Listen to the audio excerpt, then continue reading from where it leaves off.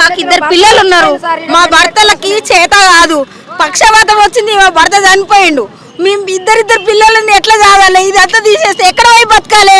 ఏడ బతకాలని తీసేసిండు. మా బతుకు తెరువు మీదనే పొట్ట కొట్టిండు. మా పొట్ట కొట్టి ఏం బాగుపడరాళ్ళు?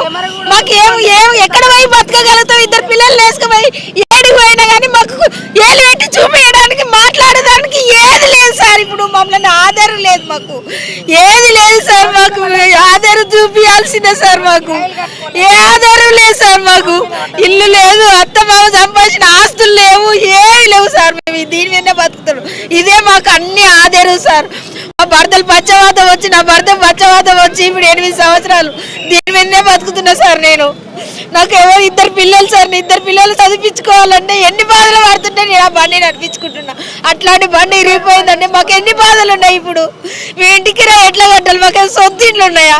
ఇంటికి రాయి కట్టాలి, పిల్లలు చదివించుకోవాలి, ఫీజులు కట్టాలి. ఏమన్నా ఎక్కడన్నా వస్తుందా? మాకు ఏ ఆస్తి లేదు సార్. మాకు రైతు బదాలే, మాకు అమ్మ నాన్న అన్ని.